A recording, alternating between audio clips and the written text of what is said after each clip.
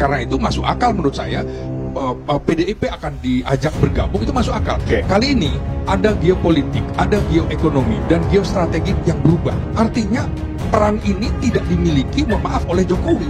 Karena itu Megawati menjadi poin penting bagi Prabowo untuk dirangkul di dalam pemerintahan. Assalamualaikum guys, jumpa lagi di channel Jurnal Terupdate. Setelah lama direncanakan pertemuan antara Presiden Prabowo dengan Ketua Umum PDIP Megawati Soekarno Putri akhirnya terwujud. Meski berdalih silaturahmi Idul Fitri, pengamat politik Islam Ginting masuk akal. Kemungkinan PDIP akhirnya akan merapat ke koalisi pemerintahan Prabowo, guys. Jadi tak perlu berlama-lama, untuk lebih jelasnya langsung saja kita simak bersama-sama video ini, guys. Bismillah. Jadi ya ternyata Prabowo Gibran inilah yang selama ini ya terindikasi begitu ya kurang lebih ya. Nah, batu sandungan PDIP untuk gabung di pemerintahan Prabowo. Tanggapan Anda terkait dengan pernyataan ini? Masuk akal. Masuk akal? Masuk akal. Jadi ini kesempatan sebenarnya bahwa bandul politik ada di tangan Prabowo. Yes. Jadi epicentrum politik kita hingga 2029 akan menampilkan 3 tokoh.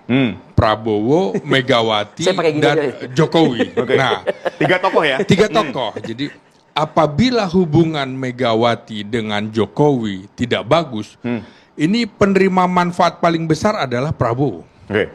Karena dia akan mengendalikan itu. Di mana-mana sejak era pemerintahan Soekarno juga begitu. Ada Soekarno di atas, Angkatan Darat di kanan, PKI di kiri. Nah, konflik itu terkait dengan kekuasaan. Pertarungan politik di antara 3 tokoh ini akan terus mewarnai. Jadi ini memang terkait dengan evaluasi 1 semester pemerintahan Prabowo Subianto. Nah, sudah waktunya ada evaluasi menurut saya. Dan evaluasi itu juga terkait dengan dinamika politik yang berkembang. Jadi pada saat Idul Fitri ketika Didit yang mengunjungi satu persatu dan termasuk ke rumahnya Pak Jokowi. Di Solo. Bagi saya ini ada sebuah pertanda apa ini? Apa tuh? Jawabannya sekarang ini kan gitu. Pertemuan antara Megawati dengan Prabowo. Saya ini kebetulan sudah 5 kali barangkali diundang TV One membahas rencana pertemuan ini yang tak kunjung tiba begitu. Udah ketemu malah tertutup lagi. Nah, jadi mengapa tertutup? Menurut saya juga untuk menjaga perasaan Presiden Jokowi, menjaga Presiden. Nah, Presiden Prabowo itu kan selalu menggunakan politik akomodasi dan mengemukakan bahwa demi persatuan dan kesatuan. Nah, ini saatnya menurut saya sebuah sinyal bahwa Prabowo akan membutuhkan PDIP untuk ke depan, terutama dalam pertarungan pemilu 2029. Ini kemudian kita langsung menjangkau 2029 betul. Jadi kan ada meskipun baru 6 bulan pertama loh. Betul, ini jangka pendek, jangka menengah, jangka panjang. Politik kan sebuah strategi. Jadi bicaranya strategi ke depan. Nah, strategi ke depan adalah justru menurut saya ya, kawan terdekat di dalam politik itu berpotensi menjadi lawan yang berat. Baik. Baik, saya ingin ke Bang Halid terlebih dahulu. Jelas itu. Oke, ini tadi dibilang ya, politik akomodasi gaya Pak Prabowo. Oke, kemudian di situ menjaga perasaan Pak Jokowi sehingga akhirnya pertemuan dilakukan di Teguh Umar dan terkesan bahasanya ya, terkesan mendadak, diam-diam dan tertutup. Tanggapannya silakan Bang Halid. Pertama-tama saya mau mengapresiasi 3 pihak dulu dalam pertemuan Prabowo dan Ibu Megawati. Pertama adalah Presiden ke-8 kita tentunya Presiden Prabowo yang kemudian dengan besar hati ya, penuh dengan jiwa kenegarawanan dan demi kepentingan yang lebih besar daripada persoalan kepentingan kelompok dirinya atau kepentingan bangsa, tapi persoalan yang lebih besar lagi, dia hadir langsung ke kediaman Ibu Megawati. Menurut saya itu positif kreditnya buat Pak Prabowo itu menurut saya. Mau dibilang dia presiden kau datang itu kredit besar hati dari Prabowo sebagai kepala negara dan kepala pemerintahan nomor 1. Yang kedua, pertemuan Prabowo dan Bu Megawati tidak mungkin terwujud tanpa satu pihak yang kemudian menggabungkan, yaitu Profesor Ahmad Sumi Dasko yang punya peran yang cukup besar dalam mempertemukan 2 tokoh bangsa ini. Dan juga ada Budi Gunawan juga, Menko. Budi Gunawan. Betul. Itu nanti itu saya akan bicara pada pihak yang berbeda. Ingat, Tapi Anda rela nggak kalau misalnya Budi Gunawan masuk dalam inisiasi pertemuan itu? Pak Budi Gunawan ini sudah kita ketahui sejak lama adalah orangnya Bu Mega. Oke. Tinggal dikasih stempel PDIP aja. Jadi sebenarnya orang PDIP yang di dalam. Jadi kalau soal bergabung tidak bergabung, Sebetulnya udah gabung. udah gabung. Heri Ahmadi Dubes belum diganti. Ya. Oke.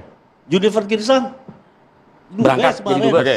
Jadi Baik, kita kalian lanjutkan ini ke pembicaraan membicarakan dari hal awal. yang menurut saya udah sebenarnya udah buat Prabowo udah nggak ada masalah, Bu Mega nggak ada masalah. Ini momentum ketemu. Oke. Gitu. Dan tentu Bu Megawati ya, yang kemudian merasa perlu juga bertemu dengan Presiden Prabowo karena menganggap pemerintahan ini pasti Bu Mega mau bergabung karena melihat pemerintahan ini punya peluang untuk berhasil.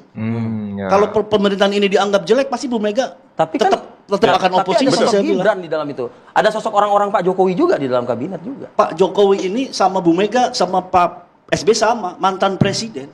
Presidennya adalah Prabowo Subianto. Nah, tapi pengaruhnya nggak bisa kita hilangkan dong. Pengaruhnya naik turun lah dinamikanya. Nah, itu yang Pak Prabowo mengerti betul. Yaitu politik ikan cupang. Apa tuh? Dikasih di botol-botol, ditutup dulu. Kalau butuh, nah, wah, ya kan begitu ya. Tapi nggak berantak, nggak rusak bulunya. Mic-nya boleh lagi, Pak. Dia tidak rusak. Dia tetap pada tempatnya masing-masing, memperlihatkan keindahan bulunya, keindahan semangatnya, tapi tidak saling merusak. Tapi saatnya sudah cukup, taruh kertas pembatas dia kan tenang lagi tuh ikan. Pak Prabowo ini Itu yang hari ini lagi ditujukan. Ini Kopassus, mantan Danjen Kopassus, Menhan ya kan, calon presiden 4 kali, usia sudah matang. Jadi tingkat kebijaksanaan strategisnya itu sudah beyond daripada Artinya dia pengamat mereshuffle politik pun ini. juga seharusnya bisa dong ya? Ya, apa? Mereshuffle pun bisa dong saat ini. Merasa apa? Mereshuffle, mengotak-ngatik kabinet. Nah, saya tadi mau merespon interupsi soal angka 6. Ya. Ini kode dari Pak Prabowo. Apa kodenya? 6 itu kalau konversi dengan persen 60%. Oke. Keberhasilan Pak Prabowo 60%. Yang 40% belum berhasil, 40% ganti. Nah, tinggal dihitung aja berapa 40%. Nah, ini bukan cocok logi ya? Ini kode sinyal kan 60. Oke. Berhasilnya baru 60. Setuju kan Anda kalau PDIP Digantinya masuk? sama orang PDIP. PDIP sudah ada di dalam, tinggal tambah ya kan. Jadi Nah, Anda setuju? soal ganti tidak ganti itu kan kinerja menteri. Kalau buruk ya ganti. Oke. Satu. Oke. Yang kedua prerogatifnya presiden mau ganti atau tidak terserah presiden. Oke. Yang ketiga ya tergantung PDIP mau masuk atau enggak masukin orang. Ada Pak cukup Pak Budi Gunawan cukup satu cukup juga. Oke, Bang Slamet, akankah mungkin akan kikuk nanti orang-orang PDIP di dalam mengingat ada sosok Gibran kan sebagaimana tadi kita lihat juga begitu. Saya kira kalau politikus dia udah harus siap dengan lawan politik sekalipun. Mau siapapun. Iya, dia harus sudah matang. Jadi ini kan persoalan Prabowo, Megawati dan Jokowi seperti ibaratnya cinta segitiga kan gitu. Nah, cinta segitiga ini Prabowo harus bisa meyakinkan karena nggak mungkin Prabowo meninggalkan Jokowi begitu saja. Betul. Dan tak mungkin pula Prabowo meninggalkan Mega begitu saja. Kenapa tidak mungkin meninggalkan begitu saja? Iya, Khususnya kepada Pak Jokowi. iya. Bagaimanapun juga ada peran Jokowi di dalam Pilpres 2024 kemarin. Jadi saya kira Prabowo menghormati jasa-jasa orang, termasuk jasa Megawati juga pasti diingat.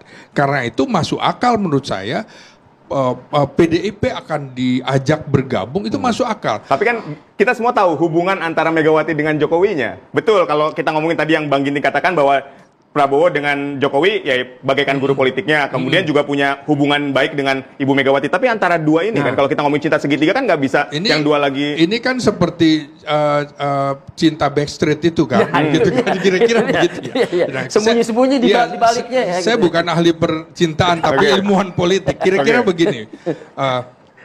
Ini persoalannya memang sangat rumit, tapi di balik konflik itu harus ada konsensus. Nah, konsensusnya yang Prabowo sering kemukakan demi persatuan dan kesatuan nasional. Oke. Kali ini ada geopolitik, ada geoekonomi, dan geostrategik yang berubah.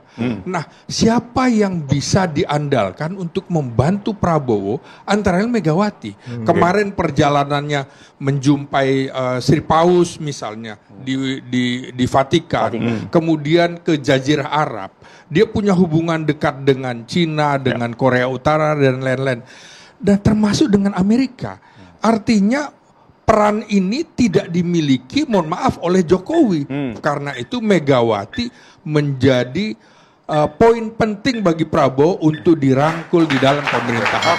Pertemuan antara Presiden Prabowo Subianto dengan Ketua Umum PDI Perjuangan Megawati Soekarno Putri, meski berdalih silaturahmi, banyak yang menduga jika pertemuan tersebut bermuatan politis. Mungkinkah PDI Perjuangan akhirnya akan merapat ke koalisi pemerintahan Prabowo? Menurut pengamat politik Slamet Ginting tadi, masuk akal jika PDIP akan masuk ke koalisi Presiden Prabowo. Menurutnya, soal pertemuan ini jadi sinyal bahwa Pak Prabowo akan membutuhkan PDIP dalam pertarungan Pilpres 2029 karena politik adalah sebuah strategi ke depan. Menurutnya, kawan terdekat di dalam politik berpotensi menjadi lawan yang berat.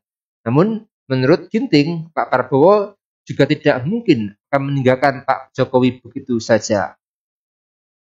Slamet Ginting mengatakan pada saat ini geopolitik, ekonomi, dan geostrategi berubah. Sehingga menurutnya yang bisa diandalkan untuk membantu Pak Prabowo diantaranya adalah Bu Mega. Sehingga kemungkinan masuk akal jika PDIP berpotensi akan merapat ke koalisi pemerintahan Pak Prabowo, guys.